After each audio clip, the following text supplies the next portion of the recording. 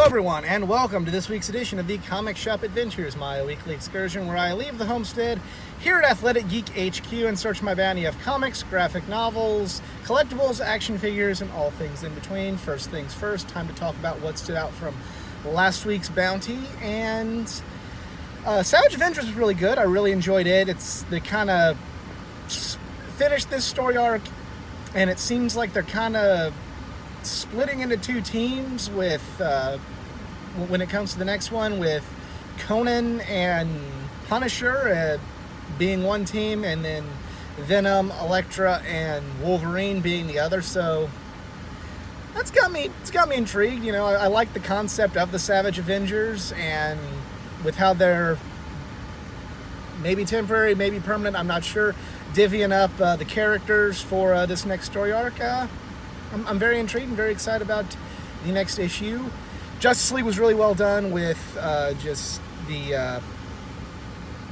with Barry and Jon Stewart meeting the Justice Society of America. Not being aware of the Justice Society of America, I thought that was kind of, even though like the Justice League meets the Justice Society is a story that's been done so many times before in the past, but yeah, I really enjoyed it. I thought that was really well written. It takes, I've said in the past, it takes more than respect for the past to tell a good story, but I think with the respect that he has, he is using it to tell a good story. You can't just respect the past and then say, well, I respect the past, this book is good. You can respect the best and use that to write well, and that's what they're doing with Justice League right now. And the Green Lantern was okay. Really like the different universe Green Lanterns, and with the main universe Hal meeting a different universe as Star Sapphire. I thought it was I enjoyed it. I thought it was a fun book, and yeah, those are probably my top picks for the week. And I will see you when I get back here to the homestead with this week's bounty. Hey everyone, I am back here at the homestead, right here at Athletic Geek HQ. Got a pretty decent sized bounty this week, and we're going to get right to it. First thing we have is Powers of X number 4. I mean, the best book out of this, both the series they've was okay. And I'm not really digging it, and I'm just reading it because I got to power through it in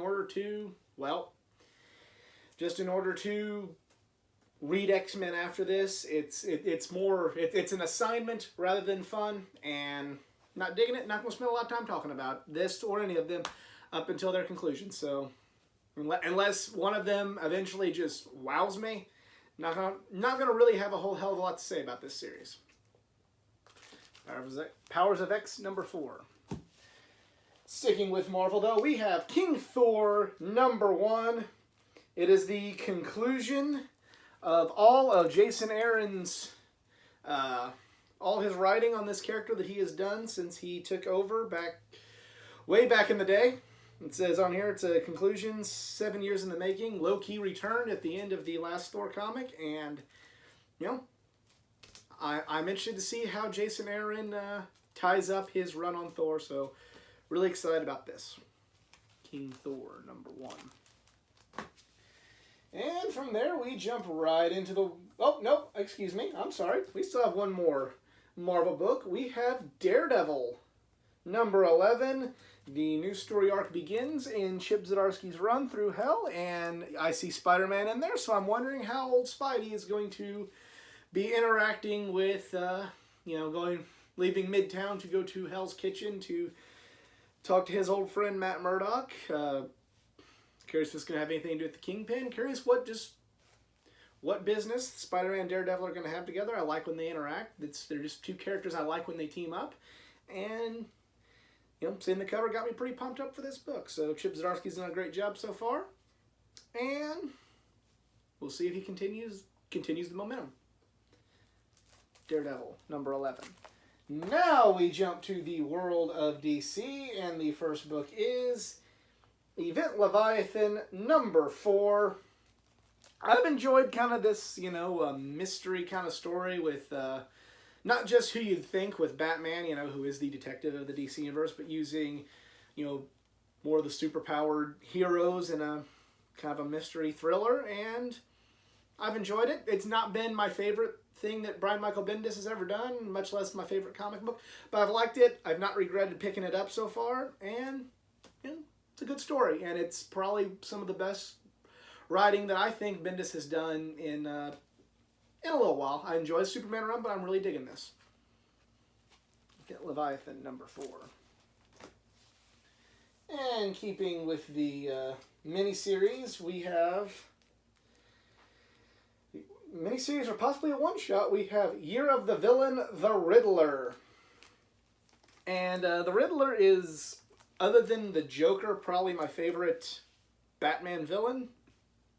And when I saw that there was going to be a Riddler book to tie in with the Year of the Villain, I think it's going to be a one-shot, but if it's not, and I like it, I'm definitely going to keep picking it up. Anything with the Riddler, I get excited about, and yeah, so really excited to read this. I hope it's I hope it's good, and hope it does the most underrated Batman villain justice. So maybe he's not the most underrated, but I feel like a lot more could be done with the Riddler. Maybe that'd be a better way of saying it. Year of the Villain, The Riddler. Number 1. Sticking with Batman, we have Batman. The City of Bane story continues. It's Batman number 78. The City of Bane story is continuing. The fallout of Alfred, who was murdered. Yep, I felt that, but I'm so sure that it's gonna. And I wasn't really all up in arms about it either. I thought not gonna say I liked it, but I kind of have expected something to happen to Alfred since the death of the family story. So when it did happen, I was shocked, but not depressed. I wasn't rioting on the internet or rioting in the streets and sending hate mail to Tom King. Even though I've had my differences with him, he gets way too much hate from too many different people. But I also wasn't, solitarily depressed the whole time. Like, oh my God, I wasn't like that. So I'm interested to see where it goes. If I was a gambling man, I would say that it's probably going to get retconned or something's going to happen to switch things up at the end of the story, at the end of the Year of the Villain. But now that it's happened, I'm curious to see what happens with Bruce, and I'm intrigued.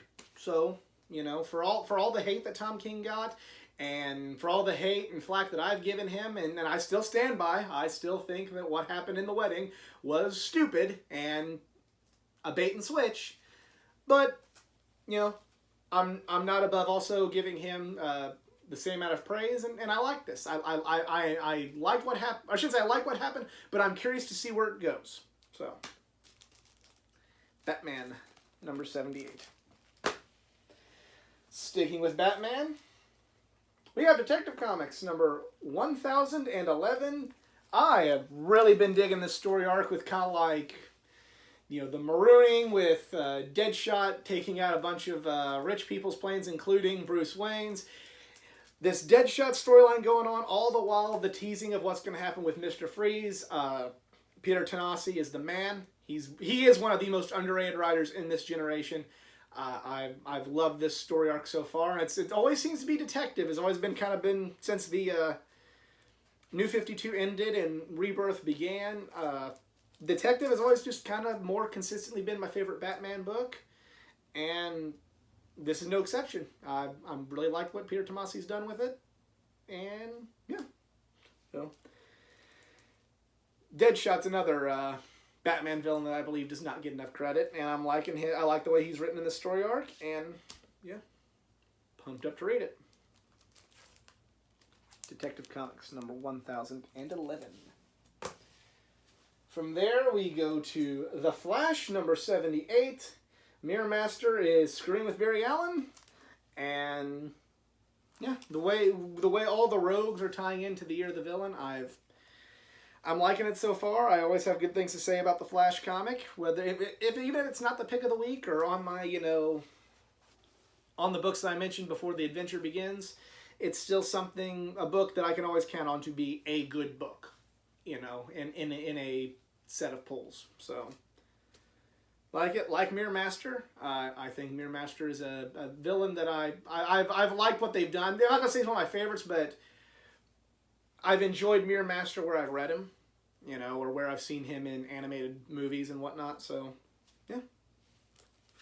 The Flash, number 78. And the final book in this week's bounty is Hawkman number 16. This is another book that's kind of was on the chopping block. It's picked up. Enjoying what's happening so far with a character that's not one of the most popular. And it's staved off elimination, and I hope the momentum continues. It's a lot of low-level books have benefited through the Year of the Villain. I now in this is gonna last a whole year. I might get tired of this in a couple months and be singing a different tune, but on this particular day, I liked it, and I'm liking what they're doing with it, and it's freshened up a lot of books that I kind of thought were getting stagnant. Whether or not that momentum keeps up remains to be seen. But so far, this is one of the books that the Year of the Villain has benefited from the Year of the Villain. So, Hawkman number 16.